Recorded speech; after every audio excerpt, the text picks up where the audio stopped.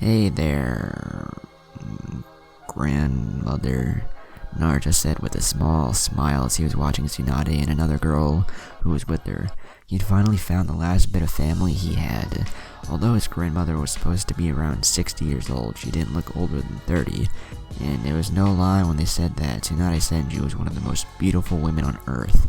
Tsunade was just staring at the blonde in front of her that had just decimated the field where they were standing. The moment he turned her breath just got caught in her throat. The moment she saw what he looked like, that golden blonde hair, those deep blue eyes like an ocean, and when Jiraiya called him Naruto, she just started shaking. He's a carbon copy of Minato with longer hair, Tsunade was thinking. After all this time, she thought she was alone in this world, that her family was all gone, and now she finds her grandson not even 10 feet in front of her smiling at her. Tsunade didn't know what to think or do, and did the only thing she felt was right. She blurred right past Jiraiya and Jizune and engulfed Naruto in a deep hug while crying in happiness. Naruto, Tsunade whispered while hugging him fiercely as if he wasn't real. Tears were rolling off her eyes and falling to his shirt. Randy, Naruto replied while sobbing and hugging her back. He had finally found family, and he was happy that Tsunade didn't reject him or leave him if her reaction was anything to measure by. Jiraiya and Jizune watched the scene with smiles on their faces. This was what Tsunade needed. She needed a small bit of her family back, and she got it in the form of her long-thought dead grandson. They ended the hug and Tsunade cleaned her tears while her eyes were still red. She crouched in front of him. "Let me take a good look at you," Tsunade said, her voice filled with so much happiness which was intoxicating. Naruto just chuckled and rubbed the back of his head, much like his father did. Tsunade was observing Naruto as best as she could. He had long blonde hair with bangs that framed his face and slightly covered his right eye. His eyes were deep blue like an ocean, and he had 3 whisker marks on each cheek. "You're so cute," Tsunade squealed and hugged him again, making the other sweat drop. "I bet you have a horde of fangirls back home," Tsunade said, laughing. She seemed to have forgotten everything that had happened today. She was finally happy and didn't want to let go of this feeling. "Speaking of girls," Naruto said, breaking the hug. "I'll be right back," Naruto said and swirled away into his eyes. Tsunade caught the blood-red Sharingan eyes, but filed it for later questions. Naruto reappeared not even a second later with a girl at his arms and a small fox on his shoulders. Hinata had already been healed and was now sleeping peacefully. "Who is she?" Tsunade asked as he watched the girl that Naruto was carrying bridal style. "She's Hinata Hyuga, my girlfriend," Naruto explained, and Tsunade nodded. He figured that a fine-looking brat like him would already have been snatched by someone, but she would see if the girl was worthy of it. "She was kidnapped by Itachi and Kisame, but I managed to get her back and summon a healing fox," Naruto explained, and turned towards Tsunade. "Can you check her just to make sure?" Naruto asked, and Tsunade bit her lips. As long as there wasn't any blood, she would be fine. Tsunade's hand started glowing green and started scanning Hinata's body from head to toe. She seemed to stop briefly on top of her chest as if assessing the damage. She had a couple of broken ribs and a dislocated shoulder, but she's fine now. She only needs to rest. Tsunade explained, and Naruto sighed in relief. "I owe you, Kagura," Naruto said. "Not at all, Lord Naruto," Kagura said, and disappeared in smoke. "Look at the mess he made," Jiraiya said to Naruto, kicking a piece of rubble on the ground. "They kidnapped Hinata, so I tried to kill them for real. I wasn't messing around against them," Naruto said in a serious voice, and Jiraiya could only nod as he watched the devastation in front of him. "What flames are these?" Jiraiya mused out, looking around intently at the black flames that were burning the rock and showing no signs of stopping. "Those are Amaterasu flames," Naruto said, and Jiraiya looked at him. "They can only be summoned by a Mangekyo Sharingan and can't be extinguished by anyone except the one who summoned them in the first place. They will burn for 7 days and 7 nights. They are as hot as the sun and can turn anything to ashes," Naruto explained, and Jiraiya's eyes widened. "That was some powerful fire jutsu right there." "You said a Mangekyo?" Jiraiya asked, and Naruto nodded. "Does that mean you can do it as well?" Jiraiya asked. "That would be a major power boost to Naruto if he was able to perform this technique." "I know how it works, so I just need to try it," Naruto said, and Jiraiya nodded.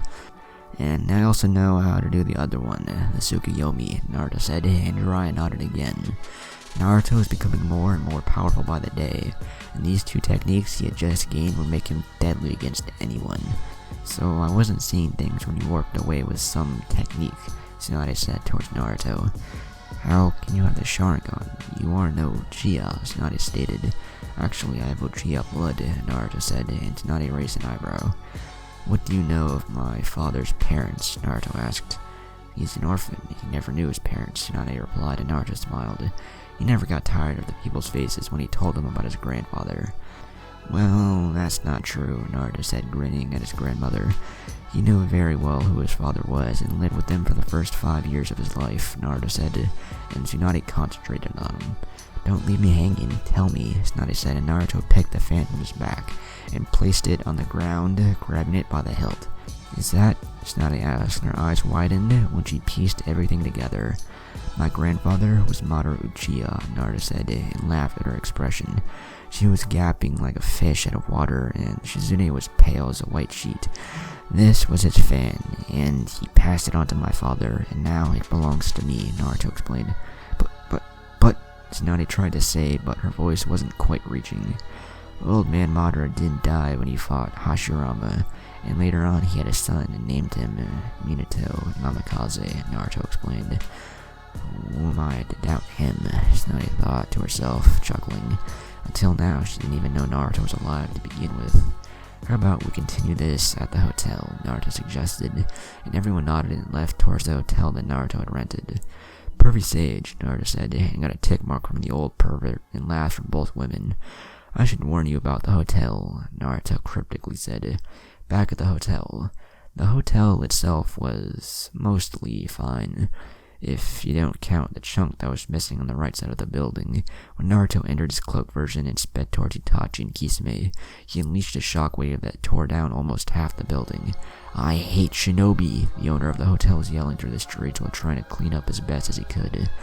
Not that a broom would be much help against big chunks of rock and concrete. The owner turned around only to find the one responsible for said disaster calmly walking towards him. You! The owner yells towards the blonde, pointing at him. Look at this mess! The owner yelled. Don't worry, Naruto said, trying to calm the owner down. My godfather here will gladly pay for everything, Naruto said, and Jiraiya's eyes widened. What? Jiraiya yelled out, grabbing Naruto by the collar of his shirt. Why should I pay? Jiraiya asked rhetorically. You were the one that blew up the hotel, Jiraiya explained. They found me and hurt Hinata because you decided to chase some tail, Naruto explained, and Jiraiya scoffed. Besides, I've seen your money book, and this won't even scratch the surface, Naruto said, and Jiraiya got suspicious. How do you know that? Jiraiya asked. Always look underneath the underneath. Besides, my eyes see more than chakra, you know, Naruto said, grinning. So pay the men and let's find another place so Hinata can rest properly, Naruto said, and Jiraiya reluctantly agreed. He went to his pockets only to find his wallet missing and in the hands of Tsunade, who was already negotiating with the hotel owner, making Jiraiya cry animate tears. Life is so unfair, Jiraiya thought, crying in his mind. Suddenly, Naruto felt Hinata stir and looked down at her. It appeared all that noise around them woke up his sleeping beauty. She tiredly opened her eyes to find herself in the arms of Naruto. Hey there, sleepyhead, Naruto said, watching Hinata open her eyes and look at him. How are you feeling? Naruto asked. I'm good, Hinata said, and watched her surroundings. I think I can walk, Hinata said, and Naruto shook his head, denying. You just woke up. Besides, I like carrying you, Naruto said, and kissed her forehead, making her snuggle closer to him. That's adorable, Shizune said, fawning over both of them like a fangirl. Jiraiya was scribbling fiercely on his notebook, not even noticing Tsunade. If you use my grandson for your research, I'll remove that thing that makes you a man, Tsunade shouted to the heavens, and Jiraiya stiffened, and quickly placed his notebook on his pockets. Have mercy, Jiraiya pleaded on his knees. Sorry, all out of mercy, Tsunade said, cracking her fingers and figuratively rolling up her sleeves. Scary, Naruto thought, watching his grandmother beat his godfather to a bloody pulp. Jiraiya was screaming and asking for her to stop, but she didn't even waver. Oh lord, the pain, Jiraiya thought. Naruto decided it was time to save his godfather from Tsunade's wrath. How about we go for dinner, Naruto asked, and Jiraiya sighed in relief when the onslaught stopped. Sounds good, Tsunade replied and kicked Jiraiya one last time. Where the sun doesn't shine, making him wince in pain and gently nurse his manly parts. All the time he was cursing the blondes around him. Restaurant. My group found a small restaurant that had a few tables open since the others were all full due to the massive amounts of tourists around town. They were all seated in a small table with Shizune, Tsunade, and Jiraiya on one side and Naruto and Hinata on the other. The menu was a few sardines with rice while Tsunade and Jiraiya were drinking sake. "So Brat, how's the life?" Tsunade asked while sipping a bit of sake. She wanted to know about her grandson's life since she wasn't there for the beginning of his life. "It was rough in my early years, but I'm good now," Naruto said, and Tsunade raised an eyebrow. "Rough?" Tsunade wondered what he meant exactly. "Actually, since the Chunin exams, they stopped calling me demon and trying to kill," Naruto blurted out, only for Tsunade's face to twist into one of anger. She forgot that Naruto was a Jinchuriki, and she knew very well how most of them were treated in their village. "Did they hurt you?" Tsunade asked with so much fire in her eyes that the table slightly cracked from the pressure of her fists. "Don't worry, they're over it now," Naruto said, calming her down. "I showed them I had the Sharingan and that I belonged to the Senju clan, and now they almost worship me," Naruto said, shaking his head. "How could they be so superficial? Naruto was a demon one day, and the next he was the Prince of Konoha, but I hold no grudge against them," Naruto said. "You do realize that once you make Chunin, you'll be able to take the clan seat and will be forced into CRA, right?" Tsunade asked. The CRA was the thing that drove her out of the village in the first place, and when Kushina died, she had nothing to go back for. "I'm an elite Chunin, by the way, and I've already refused the CRA," Naruto said, chuckling. "Elite Chunin? A brat like you? Where's the vest?" Tsunade taunted him. "I don't like wearing the vest, and didn't you see when I did to those Akatsuki members? They were both Kage-level shinobi," Naruto explained, grinning back. "Oh please, that was all the Kyuubi's doing," Tsunade said, waving him off. "I like her," Kurama said in Naruto's mind. "You like anyone that praises you," Naruto replied, sweat dropping. "Fine, be that way," Naruto said, pouting, and everyone laughed. "How did you refuse the CRA?" Tsunade asked. "It's mandatory by law," Tsunade explained. "Simple, I threatened to leave the village if they forced me into it," Naruto said, grinning, and Tsunade chuckled. "By the way, Jiraiya, why are you here?" Tsunade asked, and Jiraiya sighed, as that might have been a difficult conversation. "Sensei has asked us to find you and tell you that you've been chosen for the 5th Hokage," Jiraiya asked, and Tsunade sighed. The moment Jiraiya said Sensei wanted to become Hokage, she remembered what happened with Orochimaru. She agreed to meet with him in 1 week, and if he cured his arms, he would destroy Konoha. "I'm going back to the village, but it isn't to be Hokage," Tsunade replied, and Jiraiya raised an eyebrow in confusion. "Sensei sent me a letter saying Naruto's dead the night the Kyuubi attacked," Tsunade explained. "What?" Naruto asked. "That doesn't make any sense. He was the one that told me of you in the first place," Naruto explained. "Something's off here," Jiraiya said. "What did the letter look like?" Jiraiya asked. "Normal Kage letter with his signature and stamp," Tsunade explained. "The letter was long gone, and she destroyed it the moment she read it." "There isn't anyone else for the Hokage position," Jiraiya reasoned. "How about you?" Tsunade asked. "My spy network is too important for the village. Besides, I'm not the type of man to be behind a desk 8 hours a day," Jiraiya replied. "I'm not becoming a Hokage. It's a fool's job," Tsunade said, and Naruto subconsciously activated his Sharingan and started glaring at Tsunade. "How dare you say that?" Naruto asked. "Old man Hashirama, old man Tobirama, my father, all of our family took the Hokage position and died defending the village they love," Naruto was explaining. "Exactly, they all died for nothing," Tsunade said. "They died protecting the village they loved, and we should continue their legacy, and protect the village they created," Naruto said, but Tsunade seemed reluctant to agree until a devious thought crossed Naruto's mind. "How about a bet?" Naruto asked, and Jiraiya smirked. "What kind of bet?" Tsunade asked, focused on Naruto.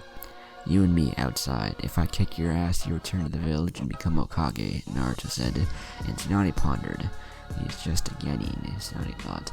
"I agree, but if you lose, I'll get all your money, and no Kyuubi," Tsunade said. "I agree," Naruto replied. "Let's take it outside then," Tsunade said, and they all walked outside to the middle of the street. This was all going so well, Hinata said, sighing, and both Jiraiya and Shizune agreed. Outside. On the outside, Naruto and Tsunade were facing each other, while Jiraiya, Shizune, and Hinata were at the side watching. "Last time to back out," Tsunade said, giving him a chance. I never give up, and I never surrender because to be Hokage is my dream, Naruto said with unbreakable fire behind his eyes, Sharingan eyes, for that matter. Tsunade smirked, and she swore she saw a visage of Nawaki behind Naruto. Do as you wish. If you win, I'll throw in this necklace as well, Tsunade said, and Shizune's jaw dropped, as well as Jiraiya's. Hashirama's necklace, Naruto mused. Let's go then, Naruto said as he took his stance. Tsunade, I should warn you, Jiraiya was saying, but was cut off. Please, Jiraiya, I can take care of a little Genin, Tsunade said, smirking. Even if he is an elite Chunin, I still got him, Tsunade said. Even though she didn't say it, she wanted Naruto to win, but she wasn't going to make things easy. It's ironic, Hinata said, and got confused faces from everyone. The descendants of Hashirama and Madara are facing each other again, Hinata said, and they chuckled. Very true, Jiraiya replied, and all of them focused on the fight. Tsunade didn't have any stance, she was just standing there with her arms on her waist. Naruto was eyeing her carefully with his Sharingan blazing. Deciding to try and scare her off a little bit, he made his Sharingan started spinning very slowly. Tsunade watched carefully, his spinning constantly checking for chakra anomalies in her chakra network to look out for genjutsu. Naruto started speeding off his Sharingan until it started mutating slightly. Eventually the Sharingan started to slow down and the normal pattern was long gone and replaced by deep black eyes with a broken red circle with 3 circles in them. Mangekyo, Tsunade wondered and thought as she watched Naruto's eyes very carefully. She dropped the carefree attitude and took a basic stance. She may never have faced an Uchiha Mangekyo, but her father had warned about the powers those eyes had, and that they weren't to be taken lightly. Tsukuyomi, Naruto said, and Tsunade's eyes widened just before her world disappeared, and was replaced by Naruto's Tsukuyomi world. What is this? Tsunade asked as she walked around Naruto's world. Welcome to my strongest genjutsu, Naruto said, popping out of nowhere and standing in front of Tsunade. In here, I'm God, and I control everything, even time itself. 3 days in here are but 3 seconds in the real world, Naruto explained, and Tsunade realized just what kind of mess she was in. This is the second time I tried this jutsu, and my control still sucks, but it should be enough to hold you, Naruto said. And Tsunade got pinned to a cross, and Naruto stood there in front of her with the sword. What are you gonna do? Tsunade asked. She didn't want to believe Naruto would torture her. I'm going to make you laugh to death, Naruto said, chuckling evilly, and the sword was replaced by a feather. Naruto started using his feather on Tsunade's sensitive spots. Tsunade bit her lips and tried to hold it, but she couldn't. Tsunade bursted out laughing and crying as she couldn't hold the tears. Tsunade broke out laughing and crying. She could barely breathe. She wanted to bend over since her stomach hurt, but she couldn't as she was pinned to the stake. Naruto laughed evilly at the sight of Tsunade. Real world, 3 seconds later. On the outside, all the viewers were oblivious to what was happening. They all heard Naruto call out his genjutsu, but they didn't know Tsunade was caught as they were just staring at each other. Suddenly, Tsunade fell to her knees, breathing heavily, with her eyes puffy red, and one could see dry tears in her face. Damn brat, Tsunade said back in the real world, as she just crouched to regain her breathing. Naruto just grinned back at her. It was just a miracle that Tsunade didn't pass out. What did he do? Jiraiya asked, curious. He made me laugh for 72 hours straight, Tsunade said, and everyone's sweat dropped. That was a peculiar use for a genjutsu. I'll get you for that, Tsunade said before she started dashing toward Naruto with her fist cocked. She's using chakra in her fist, Naruto thought as he watched her approaching with his EMS activated. He brought his fan from his back and placed it in front of him. He grabbed the hilt with one hand and the other hand with the other hand. That's not going to help, Tsunade said, and slammed her fist hard into the fan. The moment her fist collided with the fan, it was like a large bell echoing through the streets. The entire ground shook, but Naruto held his ground. His fan didn't crack or waver. Tsunade was flabbergasted that the fan was still in one piece. She didn't even put a dent in that thing. It was true that she wasn't using her strength to the max, but that punch was enough to bring down a wall. And yet the fan was still in one piece. Naruto flexed his fan and unleashed an air current, making Tsunade jump back and gain some distance. Naruto placed his left hand on the tiger steel, preparing to unleash a fire jutsu when he was interrupted by Jiraiya. "Stop, Naruto!" Jiraiya yelled, and both turned to him. "Don't use ninjutsu in the middle of the street, idiot," Jiraiya explained, and Naruto nodded. Naruto took out a three-pronged kunai and threw it at Tsunade, who watched it approach very carefully. The moment the kunai was about to pass next to her head, Tsunade caught it by the handle and started spinning it around her fingers. "That wasn't a smart move," Naruto said, and Tsunade raised an eyebrow. "And why not?" Tsunade asked. "Did you notice that kunai isn't ordinary?" Naruto asked with a grin, and made Tsunade stop spinning the kunai and look at it carefully, and she noticed that it was a three-pronged kunai with kanji on the handle.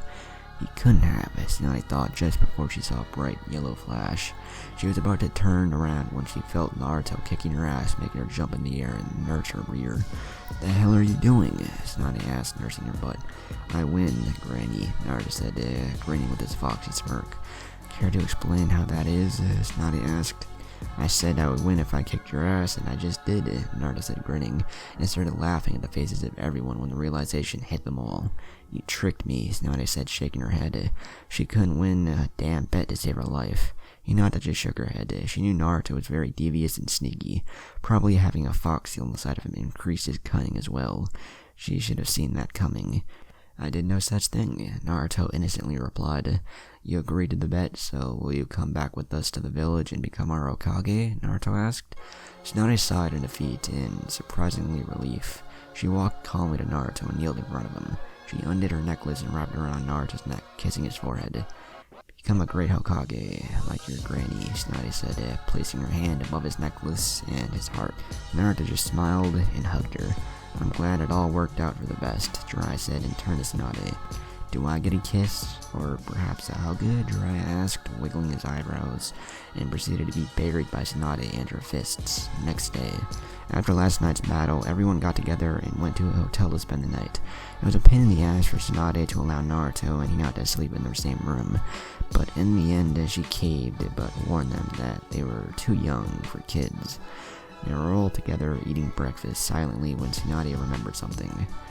"Naruto, why were you fighting those two yesterday?" Tsunade asked, and Naruto sighed before starting his explanation.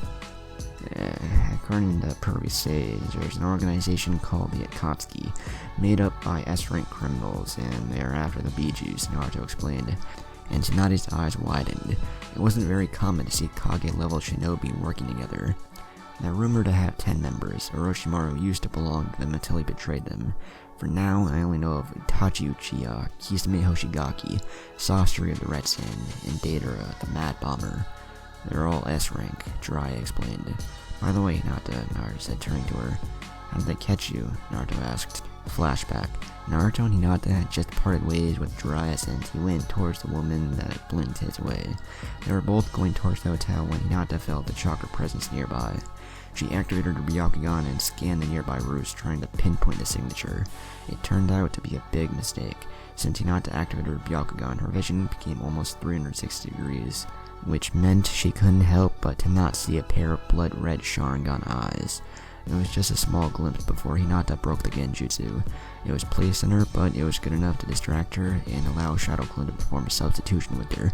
Hinata was now facing two people who had long black cloaks with red clouds in them, and they were both wearing straw hats. The moment she was replaced and stood facing both of them, Kisame dashed towards her and tried to kick her in the chest to end this quickly. Hinata turned to the right, sidestepping the kick and charging her hand with chakra. She tried a Juken strike to his right shoulder. The attack connected, but Kisame remained impassive. Hinata analyzed him with her Byakugan and noticed that her strike wasn't laced with chakra, when she obviously charged it with. Hinata noticed that the sword had an active chakra network as if it was alive. Did the sword absorb the chakra? Hinata thought. "What do you want?" Hinata asked as she took the basic taijutsu stance. "Let me play with her, Itachi," Kisame said. Itachi said nothing and took a few steps away from both of them. Itachi focused his attention on the faraway hotel. "What do you want with me?" Hinata asked again. "Nothing. What we want is the Kyuubi brat," Kisame said, grinning. And Hinata knew that those two belonged to the Akatsuki, and were most likely Kage-level shinobi. She knew she wouldn't stand much of a chance, but she wouldn't go down without a fight. Hinata flared her Byakugan, and Kisame laughed and picked up his sword, still wrapped in bandages. Hinata made a few hand seals and disabled her gravity seals and stood ready to face him. Kisame started grinning like a madman and tried a sword slash on Hinata to knock her away. She ducked under the swing. Kisame, using the momentum of his sword, tilted his body and tried to kick her again. Hinata sidestepped the kick and jumped in the air. Hinata placed the hands on his legs supporting herself and kicked Kisame in the face, knocking him back. Kisame got up pissed and ran forward where Hinata was waiting on her defensive stance. He quickly arrived and they exchanged a flurry of blows, but Hinata was far too slippery and fast for the slow and wide movements of Kisame, and his sword wasn't helping. Kisame was becoming more and more pissed. He placed the sword on his back and decided to engage the girl purely on taijutsu. It was a big mistake, and Itachi just shook his head. Itachi could clearly see that Hinata had the advantage in taijutsu. She may seem small and weak, but that was compensated by her agility and speed. "Stay still," Kisame yelled out, as he couldn't even scratch her. If it was ninjutsu, she would have already been dead, but they couldn't use it because it may alert Jiraiya or Naruto. Hinata was supposed to be used as leverage. Hinata ducked under a punch and gave him a juking strike on his right leg, making him kneel. Kisame tried a right hook and Hinata caught it with her left hand, and gave him a juking strike right to his heart, destroying his heart. "Bitch," Kisame said, and shakily placed his hand on the sword to get healed. Hinata heard the comment and kicked him where the sun doesn't shine, making Kisame's eyes pop out of his sockets. Even Itachi cringed and shivered when he saw that. Hinata felt a presence behind her and turned just to see Itachi give a kick to her shoulder. She got hit, and the force of the kick made her turn towards Kisame, who had his sword ready, and slammed it against Hinata, making her fly to the ground. She crashed and was instantly knocked out. "She was a slippery bitch," Kisame said, hopping at her. "I'm tired of telling you not to underestimate your enemies, but you decided to engage in taijutsu against a Hyuga," Itachi said, sighing. "You do realize that if you didn't have that sword, you would have died, right?" Itachi asked, and Kisame scoffed. "Look at her. She's all small and skinny. It looks like she might break at any time," Kisame said, pointing at her. "Deception is a ninja's greatest weapon. She may look frail, but her skill is at least an elite Jonin level bordering Kage level," Itachi said, and he remembered the battle with the Sharingan.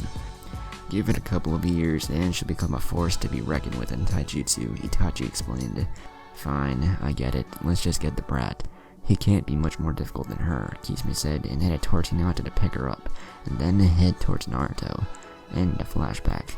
"Damn those two," Naruto said, clenching his fists. "Next time, they'll die," Naruto said. "It was my fault, Naruto. I got caught in the first place and then ignored Itachi, thinking he wouldn't interfere," Hinata explained, sighing. "Lady Tsunade," Hinata called out, and she focused on her. "Could you train me in the medical arts? I always wanted to become a combat medic," Hinata asked. She always had an interest in poisons, antidotes, and medicine. "I'm surprised to see a Hyuga ask," Tsunade replied, surprised. "I've tried many times in the past to have Hyugas as medics due to the Byakugan, but the Hyuga clan couldn't lower itself to practice medicine," Tsunade said, scoffing. "Are you sure Hiyashi will allow it?" Tsunade asked, and Hinata shifted uncomfortably. "I don't belong to the Hyuga clan anymore," Hinata replied. "What do you mean?" Tsunade asked, confused, thinking she didn't hear her right. "My father deemed me too weak to be the heirs of the clan, so he branded me with a caged bird seal and disowned me from the clan when I was 8 years old. I've been living with Naruto ever since. This is why we're so comfortable sleeping together in the same room," Hinata explained, and Tsunade got pissed. That wasn't the Leaf Village her father had created. They treated Jinchuriki like garbage and left their own children to fend for themselves. She never did like the Hyugas, but this had just hit a new low. "You don't have the seal," Tsunade said as she washed her forehead. "Naruto managed to remove it," Hinata replied, and Tsunade raised an eyebrow. "So the brat was a seal master. He was just full of surprises." "I will train you," Tsunade said, and Hinata nodded, thanking her. "I need to talk to you about something," Tsunade said, and they all stopped eating and focused on her. "I'm supposed to meet with Orochimaru in 6 days, Tsunade said, and silence reigned at the table. "I suppose he wants you to heal him for what I've done to him," Naruto said. It was the only logical outcome as to why Orochimaru would search for Tsunade now of all times. That's right, I agreed to meet with him in 6 days, so we can end him there, once and for all, Tsunade said, and Naruto got curious. Why'd you agree to meet with him at a later date? Naruto asked, and Shizune looked carefully at Tsunade. He said that he would bring back Don, Nawaki, and Kushina if I healed him, Tsunade said, and no one said anything. He'd already brought back my mother when we fought against him during the invasion, Naruto said. Naruto started but stopped to think if it would be a good idea. I can allow you to see them one last time, Naruto said, and Tsunade froze. Naruto, you can't mean Jiraiya started out, but Naruto interrupted. I can use the Edo Tensei without sacrifices, but the souls are only here temporarily. Once the time is up, they go back to the pure world, Naruto explained, and turned to Tsunade. Tsunade bit her lip and thought. She wanted nothing more than to have them back, but to see them leave again. I want to see them again, one last time, Tsunade said, and Naruto nodded. Let's finish breakfast and go outside and do it then, Naruto said, and everyone agreed. Outside restaurant. Empty field. Everyone left the restaurant and headed for an empty field, where they could do the ritual without being disturbed. Everyone took a few steps back and allowed Naruto to do his job. Naruto was lucky that Tsunade had a few strands of hair from all of them. She kept them as a reminder of them. Naruto took out a scroll and placed it on the ground. He channeled chakra into it, and the kanji started spinning through the field, leaving 3 empty circles around the kanji. Shadow Clone Jutsu, Naruto said, and made 3 clones that went and sat on each of those circles. Shadow clones? Jiraiya asked. The Edo Tensei needs a vessel to anchor the souls to our realm. As long as the clone has chakra to sustain itself, I can use them as vessels, Naruto explained, and Jiraiya nodded. It made sense. Tiger, snake, dog, dragon. Naruto went through the hand seals and clapped his hands together. Summoning technique, Edo Tensei, Naruto said, and the clones started to become covered by leaves, until they took the form of someone else. The first person was a man. He had long, pale blue hair that reached his back and dark green eyes. He wore the standard Konoha shinobi outfit of that time, complete with the forehead protector and the puckless flak jacket. He was Don Kato, Tsunade's lover and Naruto's maternal grandfather. The second person was also a young man. He had short light brown hair, green-gray eyes, and distinct blushes on his cheeks. For attire, he wore a dark teal poncho top and light green pants. He was Nawaki Senju, Tsunade's younger brother. The third one was a woman. She had waist-length fiery red hair and blue eyes. She was wearing the dark on-boot pants and black on-boot chestplate. She was Kushina Senju, Tsunade's daughter and Naruto's mother. Where am I? Nawaki asked. The last thing he remembered was running through an empty field and then a loud explosion followed by darkness. Kushina, Nawaki, Don, Tsunade said, looking at the 3 people that Naruto summoned back from the dead. You haven't changed a bit, Tsunade, Don said as he looked around. Kushina, is that you? Don asked, at the beautiful red-haired girl next to him. Yes, Dad. It's good to see you again, Kushina said, and looked around to find Naruto, Tsunade, Jiraiya, and some girl she didn't know. So, hello, Naruto said, scratching the back of his head, and everyone focused on him. I've temporarily brought you back so Tsunade could say a proper goodbye. I'll be able to be here for around a day, Naruto explained, and everyone nodded. Naruto? Kushina asked. Yes, Mom, Naruto replied. Mom, Don asked, eyeing the blonde carefully. Then that would make me your grandfather. It's nice to meet you, Don said. You too, grandfather, Naruto replied. And looking to his left, he saw Nawaki talking to Tsunade, who was hugging him and crying. Oh, this is Hinata Hyuga, my girlfriend, Naruto said, introducing Hinata to his mom. Girlfriend, Kushina asked in a teasing tone, making them both blush deep red. How did that happen? Kushina asked, wanting all the juicy details. Kushina asked, and Naruto went and told her about everything that had happened. How when they first met, Naruto saved Hinata from a couple of bullies. A year later, he saved her from being kidnapped by a Kumo ninja, and when Hinata got kicked out, they confessed to each other. Well, that's so cute, Kushina said, with stars in her eyes.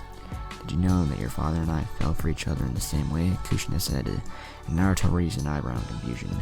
Back when I was around 10 years old, Kumo tried to kidnap me because of my special chakra that allows me to create chains.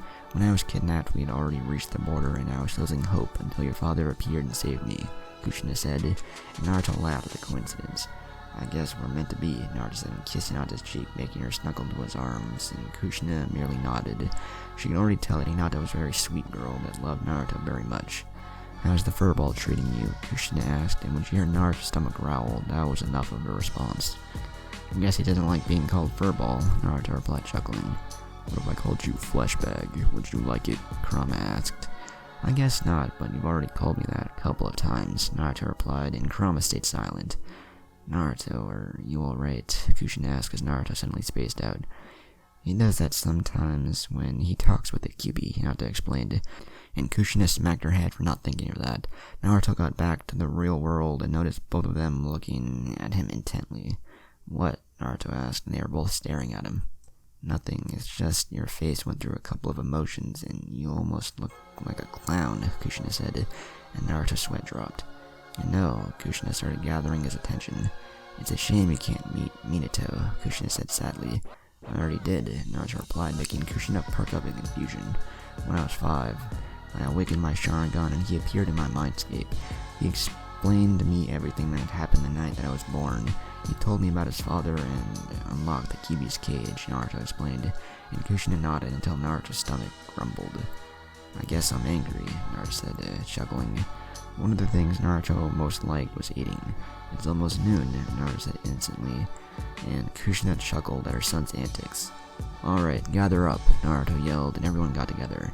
It's noon, how about we go for lunch? Naruto asked, and everyone nodded. Wait, Jiraiya, and everyone stopped. Do Edo Tenseis even feel hunger? Jiraiya asked, and Naruto shrugged and turned to them. I could eat, but maybe it's just the vessel that's hungry, Kushina explained, but they all shrugged, and it wasn't that big of a deal. So, what should we go for? Tsunade asked. Ramen, Naruto and Kushina instantly replied, and everyone chuckled. It looked like Naruto got his ramen addiction from his mom. I'm not paying, Jiraiya quickly said, sealing his wallet away. Later that day, they all spent the day as a family should have, having fun and enjoying their company. Their lunch was an epic standoff of a ramen eating contest between Naruto and Kushina. Unfortunately for Naruto, Kushina was an Edo Tensei, and as such, she couldn't get full, and Naruto caved at 15 bowls, passing out. Dawn and Naoaki got to meet their grandson and grandnephew respectively. They learned a lot about the world and how it changed. Dawn pretty much told Naruto stories of Hashirama and Tobirama since he was alive when they existed. So, this is it. Tsunade said. Naruto felt that his shadow clones were running on fumes, and it would only be a couple of minutes before they dispelled any of the jutsu. Don't cry, Tsunade. It doesn't suit a strong woman like you, Dawn replied with a small smile. I got to meet my grandson and see our daughter again, Dawn said, and Tsunade slowly nodded. It hurt to see them leave again. It's good to see you again, Tsunade said, and turned to Naoaki. At least I got to give you a proper goodbye, Tsunade said. Don't worry, big sister, Naoaki said, grinning. Even though I don't like to have been killed, at least we won. But one day, it will be like Dad wanted, an era of peace without wars and conflict. When mankind will be able to understand each other, Naoaki said, for someone so young. He sure had strong beliefs. This is it, Naruto. I'm sorry for the burden we place on you, Kushina said, even though she got to know the fox very well, and he knew he would help Naruto. She knew that the village wouldn't honor Minato's wish. Don't worry, I'm happy you entrusted it to me, Naruto said, hugging his mother for the last time. And don't forget about the promise I made, Naruto said, and Kushina grinned. I'll be waiting. In the meantime, wait a couple of years before you give me grandkids, Kushina said, smirking, and they both blushed and looked away from each other. Goodbye, Naruto, Kushina said before the clone dispelled, and Kushina's body disintegrated until it remained nothing but leaves on the ground. Live the rest of your life to the fullest, Dawn said as he also disappeared. Bye, big sister, Naoaki said and vanished as well. No one said anything for a couple of minutes as they were all walking home. Tsunade was happy she got to see them all one last time, and Naruto was happy he got to talk and get to know his mother a bit more. Let's get ready, Tsunade said, and everyone got confused looks. I need a new snakeskin wallet, Tsunade said, smirking. A Katsuki base, Outpost 4. But all the Katsuki members didn't expect to find such resistance from the Kyuubi Jinchuriki. especially when he was only 14 years old. Kisame managed to drag Itachi's unconscious body towards one of the many Akatsuki outposts located around the Land of Fire. Kisame used his ring to call the leader of the organization. Not even 5 minutes had passed and a holographic figure appeared in the middle of the room. We couldn't see much from the figure besides he had short, spiky hair, but the thing that stood out were his eyes. His eyes were a dark silver with concentric circles around them. "Report," the figure said before carefully looking at both members, stopping at Itachi. "What happened to him?" the figure asked as he took notice of the state that Itachi was in. To put it simply, he looked like someone who was put through a blender. "The QB brat happened to him," Kisame replied, and the figure looked at him in disbelief. "You mean to tell me a 14-year-old knocked out Itachi?" the figure replied. "We were severely outgunned. Our spies told us that he was the loudmouthed dead last, but that's far from the truth," Kisame explained. "Explain," the figure said. "For starters, the QB brat has not only the Sharingan, but also the next level, the Mangekyo Sharingan," Kisame said. "What?" the figure asked. Something was missing. Itachi and Sasuke and Madara were supposed to be the last Uchihas.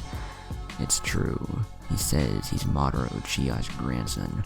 He broke Itachi's Tsukiyomi like it was nothing, and the Amaterasu flames did nothing against him," Kisame explained. "Madara's grandson. Why didn't he tell me?" the figure thought. Something here wasn't right. "I see. What else can you tell me?" the figure asked.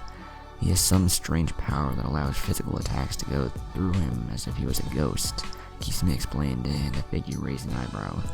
"Intangibility, like Madara's power," the figure thought. The QB brat was becoming more trouble than he first thought. "Anything else?" the figure asked. "Oh yeah, he can use the QB's power without losing control. He went to 4 tails, and that was sufficient to force Itachi to use his Susanoo," Kisame said. "That's a problem," the figure replied. "But no matter, your job was only recon. You did a good job," the figure said. I was about to leave when Itachi was the one who interrupted him. "Are we to leave him alone for 3 years?" Itachi asked. "We don't know what level he might achieve with 3 more years, seeing the level he is right now," Itachi said. "Naruto is already very powerful, and leaving him alone for 3 years to master the Mangekyo might not be the best move. If it comes to that, I'll take him down myself," the figure said. He was about to leave until he said one last thing. "After all, no one can stand against a god."